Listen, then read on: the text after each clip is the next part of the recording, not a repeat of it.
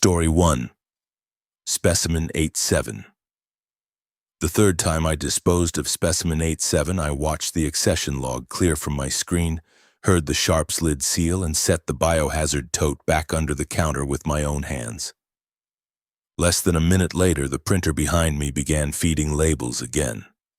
Same trauma account, same blood type, same collection time, same patient name attached to a man who had not yet reached surgery. When I opened the refrigerated rack to confirm the redraw order, there were already 4 lavender tops waiting for me, each one cold, beaded with condensation, and stamped with admission dates from years when I had still been in school. I was a clinical lab technician at a teaching hospital in Miami, working the overnight core laboratory during hurricane season. The hospital sat inland just far enough to avoid storm surge on most maps, but not far enough to feel safe when the outer bands started pushing palm debris down the loading docks and against the ambulance bay doors. Our laboratory took specimens from the emergency department, inpatient floors, labor and delivery, and the satellite trauma unit. On nights with bad weather, everything narrowed to routine. U-verified patient identifiers, spun chemistry tubes, loaded analyzers, documented hemolyzed samples called criticals, and tried not to think about the wind worrying at the windows 3 floors above you. That shift started at a little before 11 at night. The city was under a tropical storm warning expected to upgrade by morning. Elective procedures had been canceled. The blood bank had doubled inventory. Environmental services had already laid absorbent mats in every main corridor because wet shoe soles could turn polished hospital tile into a lawsuit. Down in the lab, the air was as it always was. Too cold near the refrigerators, too warm near the analyzers, and carried through with the mixed smell of bleach, cardboard, gloves, and the faint iron scent that clung to centrifuge lids no matter how often we cleaned them. I worked chemistry and hematology cross-trained, which meant my bench was where urgency accumulated. Troponins, lactates, complete blood counts, basic metabolic panels, drug levels. In a teaching hospital, most night shifts were a chain of minor problems solved quickly enough to prevent major ones. We had 2 medical technologists, 1 phlebotomist handling inpatient recollects, 1 microbiology tech in the adjacent room, and our night supervisor, Nora Bell, who had worked laboratories long enough to develop an expression that suggested every possible surprise had already disappointed her once. Just after midnight, the trauma tube station sent down 6 carriers in less than 4 minutes. 1 motorcycle collision, 1 boating injury, 1 elderly fall on anticoagulants. Normal South Florida chaos, weather adjusted. I scanned the carriers into the accession system, sorted by color top and priority, and began loading the stat rack. Specimen 87 belonged to the motorcycle trauma. A male patient listed as Owen Rusk, 34 years old, admitted through the emergency department with internal injuries and unstable pressure. 2 green tops, 1 lavender, 1 blue citrate. Collection time 11:53 at night. Nothing unusual on first review. The first anomaly was so small I nearly missed it. When I scanned the lavender tube, the patient banner that populated my monitor flashed between 2 birthdays before settling on 1. I assumed a database lag. Our laboratory information system froze often enough during high-volume hours that nobody treated a brief glitch as meaningful. I ran the complete blood count, noted a severe white count elevation, anemia, and platelets lower than I expected for blunt trauma, then released the differential to the pathologist queue.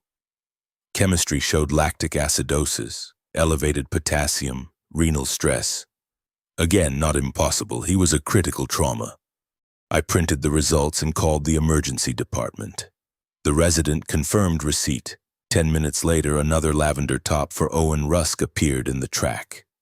That happened often. Trauma teams reordered labs in sequence, usually every 30 minutes if the patient was crashing. I accessioned the second tube and noticed the barcode began with the same internal suffix used on the first specimen. Not similar, the same. The system should have rejected it as duplicate labeling. Instead, it accepted the scan and opened the original order set with a note I had not entered. Prior specimen unstable after disposal. I stared at that sentence long enough for the analyzer to alarm behind me. I checked the audit trail. No user attached, no timestamp. I asked Nora if she had touched the case. "Not unless I did it in my sleep," she said, signing off a manual differential at the next bench. "What have you got?" I turned the monitor toward her. She leaned in, read the note once, then straightened without changing expression. "Probably middleware corruption," she said. "We had interface problems last week after the update." "What does unstable after disposal mean?" "It means somebody wrote a stupid custom comment 5 years ago and the system forgot when to stop using it. That would have satisfied me on a normal night." I removed the comment, verified the redraw, and moved on. At 1 in the morning, after the storm warning became a hurricane warning and the overhead system announced facility lockdown procedures for all non-essential exits, I carried a full red bag and sharps container to the disposal alcove beside refrigerated storage. I dropped the Owen Rusk tubes in last, watched them slide under the orange liner, and signed the waste log with my initials. When I got back to my bench, the Zebra printer was already chattering. 4 labels fed out in sequence. Owen Rusk, Owen Rusk, Owen Rusk, Owen Rusk. Same specimen numbers, same collection time, same accession suffix. The printer stopped. Then a 5th label printed. This one belonged to a pediatric chemistry panel from the 2nd floor. When I looked closely, the patient name was wrong. The account number matched the child's chart. The label name read, Owen Rusk. I pulled the pending list. 3 unrelated patients had suddenly populated with his demographic banner: a woman in labor, a man on telemetry, an emergency room child with asthma. Their lab orders remained their own, but the history tabs now displayed the same allergy list, the same trauma note, and an old address in Homestead attached to all 4 charts. I called information services. Their overnight help desk sent the usual answer: known issue, log a ticket, restart the session. I restarted. The merged histories stayed. Around 1:30, the rain intensified hard enough that we could hear it even from the core lab, drumming through vent housings and somewhere above the ceiling like handfuls of gravel. The tube station slowed. The emergency department called twice, asking why repeated samples from Trauma Bay 3 were not resulting. I checked the rack. We had no fresh tubes. The resident insisted they had sent them. Nora went upstairs personally to investigate. While she was gone, I opened the specimen tracking record for 8-7 and found linked storage locations assigned across 3 separate refrigerators, 1 frozen archive shelf, and an off-site pathology hold room we had stopped using after a refrigeration failure years earlier. Most of the linked vials carried admission dates that made no sense. August 12, 2017, September 3, 2009, November 21, 1994. Same blood chemistry summary on all of them. Same uncommon cluster of values copied line for line through decades. I thought at first I was reading a corrupted archive field. Then I pulled up one of the older accounts. The patient was not Owen Rusk. He was listed as Martin Vale, age 58, admitted after a construction accident and deceased the next morning. Blood type matched. Chemistry values matched down to decimal placement. The pathologist comment attached to the smear was 1 sentence long. Cells intact despite prolonged interval. There were 17 records like that. Different names, different ages, different causes of admission, different years. The same chemistry, the same white count, the same strange pathologist comment. and attached to each one, hidden under specimen retention history, the same internal accession suffix, 87. Nora came back wet to the sleeves, irritated, carrying 2 new trauma tubes in a sealed bag. "They swear these are fresh," she said. "But the trauma nurse said something strange." I looked up. "What?" She said the patient's wristband printed twice. One copy said Owen Rusk. The other had no name, just that same accession number you keep talking about. Nora set the bag down. "Run them." I did. The analyzer did not process them normally. The rack arm took the first tube, paused, ejected it, then repeated the pause like it was waiting for a second sample to be recognized in the same place. The result file that returned was time-stamped 3 minutes before I loaded it. White count elevated, hemoglobin low, platelets low, lactate high. Same as before. No interval change. Physiology held in place like a screenshot. At 2:15 in the morning, the lights dipped hospital-wide and the backup generator kicked with the heavy mechanical thud that passed through the floors. A few systems rebooted. The refrigerators alarmed briefly, then stabilized. The overhead speakers issued the expected announcement about emergency power. And from microbiology, somebody yelled for Nora. I followed her in. Luis, the microtech, stood at his incubator with a blood culture bottle in his gloved hand, and the look of a man trying to remain professional in front of something that had already become personal. He pointed to the accession label. "Owen Rusk." "Not my specimen," he said. "I never received cultures on this trauma." The collection time on the bottle was listed as 1:48 in the morning. The patient had already been in surgery by then. More troubling was the source comment, drawn post-mortem. "He is not dead," Nora said. Luis turned the bottle so we could see the secondary sticker under the fresh label. It had yellowed at the edges the way old adhesive did after years in cold storage. Beneath the current patient name, barely visible through the newer print, was another name and another date. 1994. We went to Refrigerated Archive together after that. Officially, only supervisors handled legacy-retained specimens. Unofficially, hurricane lockdown had reduced half the hospital to triage logic. The lower storage room sat past histology and an old records corridor now used for overflow supply carts. The air was colder there, enough that my breath showed faintly when the refrigeration unit cycled on. One of the upright units on the back wall had its door unlatched by less than an inch. Nora swore under her breath and checked the seal.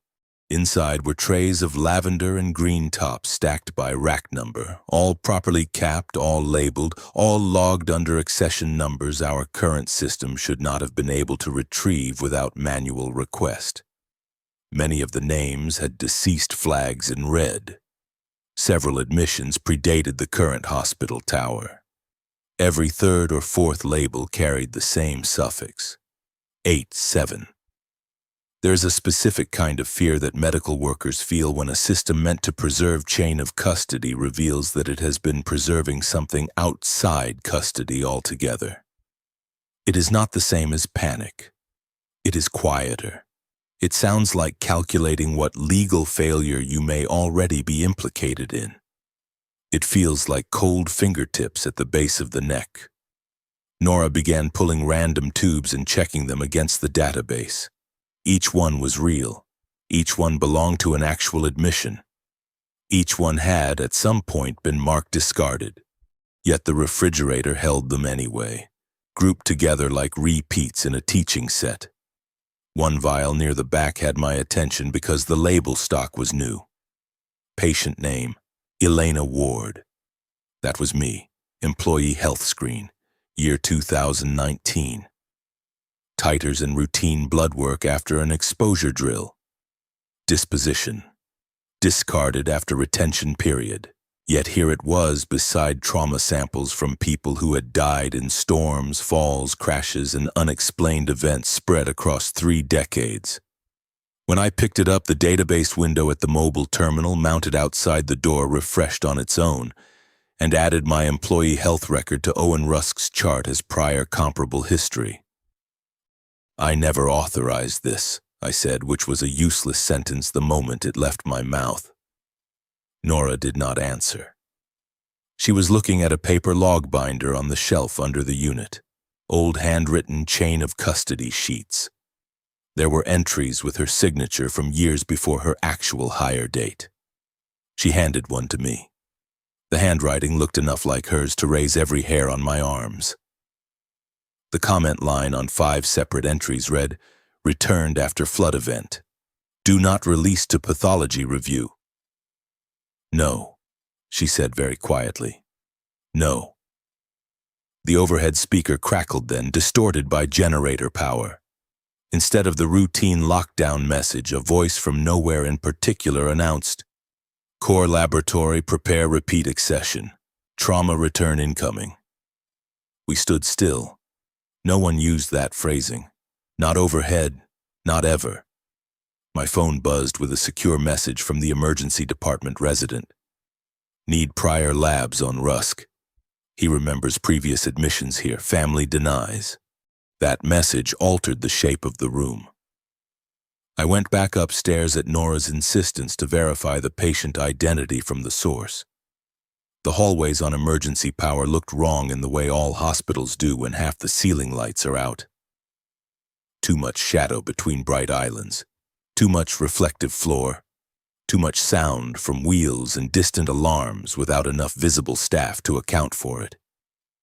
In Trauma Bay 3 there was blood on the floor, an abandoned portable ultrasound, and a nurse restocking suture trays.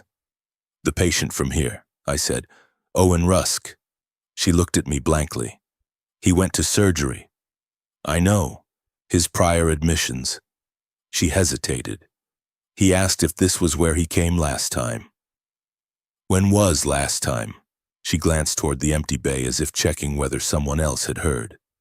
"He said every time it rains this hard, he wakes up back here." In surgery, they would not let me through the doors, but an anesthesia resident I knew stepped out long enough to answer one question. "Was the patient conscious before induction?" "Yes." "Did he say anything unusual?" "Yes. He told them not to throw away his blood this time because it kept coming back mixed with other people." When I returned to the lab, the accession system had already changed. Owen Rusk's chart was gone. In its place was a quality assurance incident shell bearing only the identifier 87 and a list of linked specimens. 41 and counting. My employee health vial was now primary. Nora's old false signature logs were scanned into the attachment tab. The pathology comment cells, intact despite prolonged interval, appeared under every entry.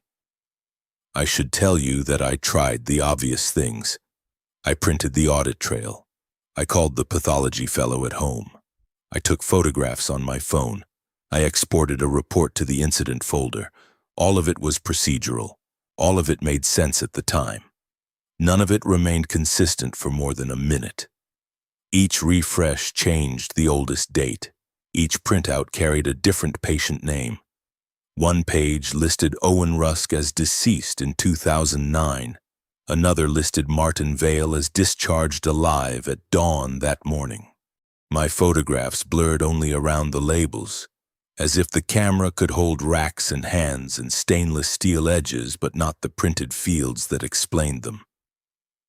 At 3 in the morning, the tube station from surgery sent a single carrier. Inside was one lavender top with no blood in it. The tube was empty and vacuum sealed, label already applied. Patient name, Elena Ward. Collection time, 3:23 in the morning. Status, post-event. I knew then with the kind of certainty that leaves no room for argument that the laboratory had not been storing disease evidence, or malpractice evidence, or even misidentified specimens. It had been retaining recurrence. Every disaster that stressed the hospital to the point of procedural fracture gave it another entry point. Another patient, another set of tubes. Another opportunity to move from one chart to the next through the systems we trusted to separate people cleanly from one another. The impossible part was not the regenerating blood. It was how easily our workflows accepted it. Barcode, scan, verify, route, result, store, discard, repeat. The specimen did not need to force its way back into the hospital. We rebuilt its path for it every time conditions were right. By dawn, the weather had weakened enough for partial all-clear procedures. The surgery resident called with an update I have never been able to place cleanly in memory. He said the trauma patient made it through. Or he said there had been no such patient and the bay number in the chart was wrong. Or he said they opened him and found older scarring than anyone expected, old central line tracks, healed fractures, signs of prior admissions that did not match his age. I remember his voice. I do not remember which version was true. Administration later classified the night as a data integrity failure related to storm power transitions. Information services replaced printers on 2 benches. We decommissioned 1 refrigerator. Risk management collected statements. The incident report closed without root cause, but once a month, usually when rain presses hard enough against glass to flatten the city into gray, the zebra printer at my bench wakes by itself and feeds 1 label into the tray. No patient name, no account number, just an accession suffix and a storage location waiting to be filled. I still work nights, though not in Miami anymore. What unsettles me is not that the specimen returns. It is that the system always makes room for it, and after a while you begin to suspect contamination is only another word for recognition. Story 2. Negative culture. The first time I smelled it, I was standing under a negative pressure monitor outside an isolation room, checking airflow direction with a smoke tube and watching the white stream bend obediently inward under the door. The room was sealed. The patient inside was asleep. My respirator was fit tested, my gown tied correctly, and the hallway had just been terminally cleaned.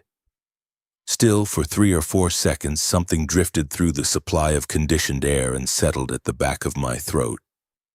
Not rot, not bleach, not sewage. It smelled like warm dust over wet skin, like a pillow used by someone else and returned to your bed before it cooled. The nurse beside me turned and asked who had just walked past us. No one had. In the summer of 2021, I was working infection prevention and control coverage at a VA medical center in Jacksonville. We were still carrying overflow procedures from the worst pandemic years, which meant temporary respiratory units, evolving mask policies, exhausted staff, and an institutional dependence on screening algorithms that changed faster than people could memorize them. I had trained in epidemiology, but most of my actual work was less glamorous and more procedural. Exposure tracing, unit surveillance, cluster review, hand hygiene audits, environmental swab interpretation, ventilation mapping, writing calm emails about potentially alarming things before those things became officially alarming. The VA where I worked was large enough to feel like a city block with medication rooms. Surgical floor, long-term rehab, behavioral health, medical step-down, spinal cord unit, and an annex tied into older structures by corridors that never aligned cleanly with the blueprints. Summer added its own pressure, moisture in every seal, mold concerns, afternoon storms, visitors who came in with heat headaches and left carrying more worry than they arrived with. We were running double-shift quarantine coverage because several senior prevention staff were out sick or burned out or both. The problem began as fevers among employees. Not dramatic fevers. Low-grade, persistent, stubborn. Environmental services, respiratory therapy, 1 nurse in rehab, then 2 dietary staff, then a clerk on the 2nd floor who insisted she never left her desk. Everyone was tested. Everything came back negative. Viral panels, blood cultures, rapid assays, expanded assays. Occupational health reopened files, then frowned when symptom onset times refused to form a sensible chain. Some people developed mild confusion. Some lost their appetite. Some reported brief episodes of not recognizing familiar co-workers.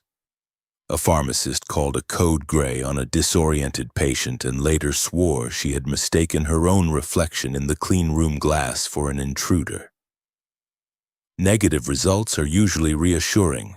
In infection control, they are sometimes more threatening than positives because negatives remove the structure your response depends on. If the laboratory cannot name a pathogen, your protocols multiply instead of narrowing. More swabs, more isolation, more environmental review, more meetings where every department insists it has done precisely what policy requires. My first official assignment to the cluster was a hallway on the older medical ward where 3 nurses and 2 patients had developed fever within 48 hours. I reviewed room placements, staff assignments, supply movement, food delivery, and airflow schematics. Nothing obvious. All isolation rooms held pressure. Terminal cleaning had been documented. Portable equipment had been wiped. No common food exposure. No contaminated ice machine. No obvious visitor overlap. Yet in interview after interview, one detail repeated often enough to irritate me. A smell. Nobody described it the same way, which made me think suggestion or anxiety at first. One patient said, "old raincoat." Another said wet paper, a nurse said warm pennies. A physical therapist said her grandmother's linen closet. But almost everyone noted the same sequence. They noticed the odor. They turned to identify where it came from. Then within an hour or two they forgot part of a conversation or misidentified someone they had known for years. One elderly veteran called his daughter by his dead wife's name and then cried because he understood he had made the mistake while still feeling it was correct. A respiratory therapist asked a physician assistant why he was back so soon from vacation. He had not taken vacation. A unit secretary called me to say she had found 2 badge photos for the same nurse in the employee directory. There was only one.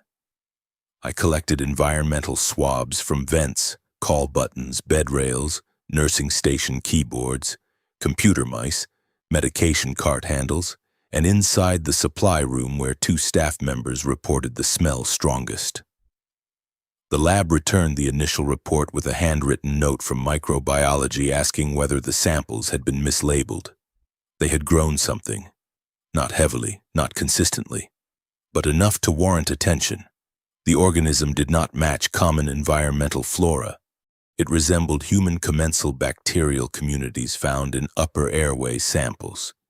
Except these swabs had come from dry surfaces, sealed vent covers, and a clean counter no one could prove had been touched between disinfection rounds. More confusing, the growth could not be sustained. Subculture attempts failed. Genomic probe panels found fragments, then lost them. Every final report defaulted to no significant growth or mixed non-viable material. Negative culture. That phrase appeared so many times that summer I began to hate the sound of it. My counterpart on facilities engineering was a patient man named Aaron Deems, who knew airflow better than any epidemiologist ever would. We spent an afternoon above the older ward, tracing duct runs through maintenance access zones, checking dampers, reviewing renovation records, and trying to identify how odor reports clustered around rooms that should not have shared air. Hospitals change by accretion, walls move, units repurpose. Units. A storage room becomes a clean room. A counseling office becomes a temporary donning area. The building remembers old functions in ways the signage never does. Aaron showed me a sealed branch line on a plan overlay and said that decades earlier, before a renovation, that section had served a memory care wing attached to long-term psychiatry. "Nothing active there now," he said. "Been dead space for years." Dead space, another phrase I came to distrust. That evening I stayed late to review camera footage around the affected ward. I was not looking for anything dramatic. mostly compliance issues. Did staff remove masks at the desk?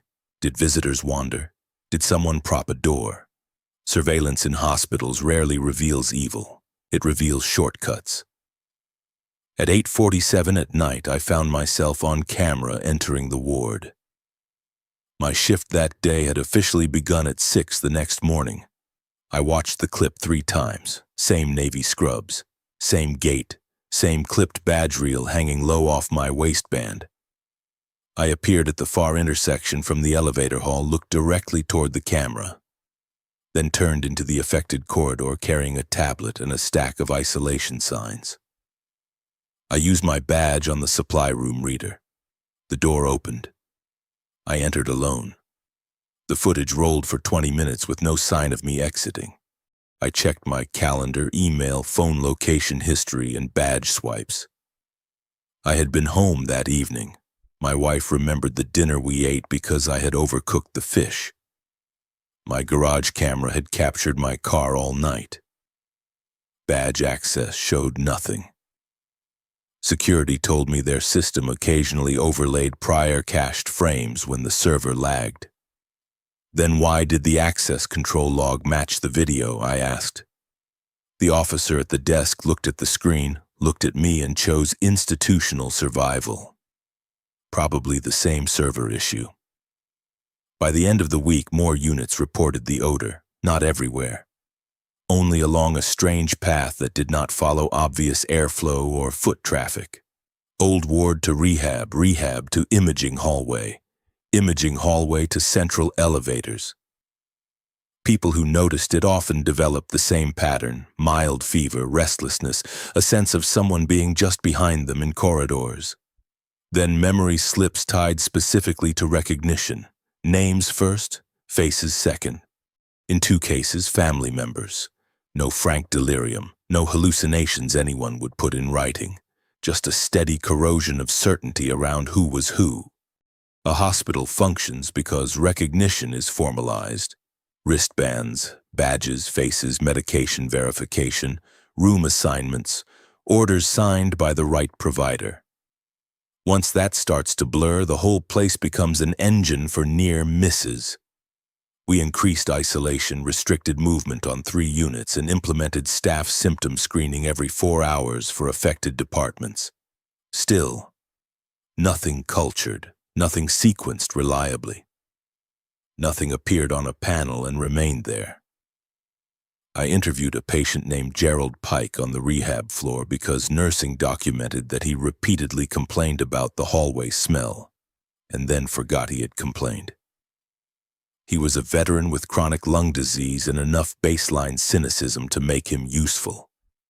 It comes before people start looking wrong, he told me. Not sick wrong, familiar wrong. Like you know them, but the reason you know them belongs to somebody else. Do you mean confusion? I mean, my daughter walked in yesterday and I knew her voice, but for a minute my body thought she was my sister. He held my gaze. And when you all come in wearing the same masks, it gets easier for it. For what? He pointed to the vent above the window. Whatever waits for us to try and place the smell. I documented the interview as altered cognition. I hated myself a little when I did. The next meaningful development came from occupational health. Several symptomatic staff swore they had memories of brief tasks they had not performed. A nurse remembered starting an intravenous line on a patient she had never met. A transporter recalled delivering a body to the morgue during a shift he had called out sick from. A diet tech recognized a room as though she had entered it before, and security footage later appeared to show her doing exactly that 6 hours before her badge recorded arrival. Not everyone saw duplicates of themselves. Some saw co-workers. One environmental services worker reported watching a respiratory therapist enter an isolation room, then speaking to that same therapist in the corridor seconds later. He did not report it formally because he assumed fatigue. By then, administration wanted a contained explanation. HVAC off-gassing from old ducts. Stress response, post-viral syndrome complicated by overtime, any answer that preserved the building as fundamentally knowable. I wanted that too. Infection control is not a job for mystics. If you start believing a hospital itself can shift under observation, you become useless very quickly. So I kept working the problem through procedure. Aaron and I conducted a nighttime smoke test on the abandoned branch line. We isolated adjacent dampers, pressurized the old route, and waited along the older ward corridor with flashlights and radios. For a few minutes, nothing happened. Then a very fine white thread of smoke pushed backward through a return grill that should not have been active and pooled low along the wall instead of rising. The odor followed immediately. Warm, familiar, intimate in a way no environmental smell should be. Aaron grimaced and said, "That is not from dust." His radio crackled. A facilities worker on the roof wanted to confirm pressure readings. Aaron answered, listened, and went quiet. "They say you're up there with them," he said. I laughed because there was no reasonable alternative. "I'm right here." That's what I told them. We sealed the grill that night. Reports briefly declined, then returned on a different floor. The breakthrough, if that is what it was, came from a mistake in the camera archive. Security exported the wrong date range for me, and tucked in the file were clips from a closed counseling pod near the old psychiatry annex. The pod had not been in routine use for years except during overflow. In one clip from just after 5 in the morning before my shift, the corridor was empty for nearly 10 minutes. Then staff began arriving one by one from the far end, not walking into frame from doors or elevators, simply arriving at the edge of recognition, as though the image clarified around them a half-second too late for ordinary motion to explain. Each paused briefly beneath the air vent, looked upward, and then continued on.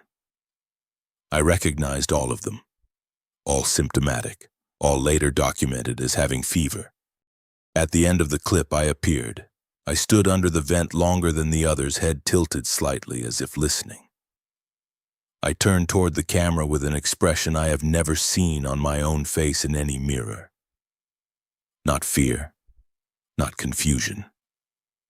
More like patient attention, as if I had just heard my name spoken from another room by someone I had known my whole life. Then the frame skipped. When it resumed, the corridor was empty. I went to the pod with security and found nothing overtly contaminated. No water damage, no animal intrusion, no chemical residue, no obvious mold. But behind the return air register in the old group room taped inside the duct cavity, there was a stack of photocopied family photographs. Veterans with spouses, children, holiday tables, graduation pictures, none labeled, some decades old, some recent. Faces worn pale by humidity. Each photograph had a small circular stain near one or more mouths, as if moisture had wicked through the paper from within the wall. No one could explain why they were there. I took them to a conference room and began comparing them to staff reports. The same families surfaced repeatedly in altered recollections. Not exact matches, near matches. A daughter mistaken for a sister who looked like someone in one photo. A nurse convinced a patient resembled her neighbor. A clerk recognizing a physician as a cousin she had not seen in 20 years. The contamination, whatever it was, did not transmit like an organism.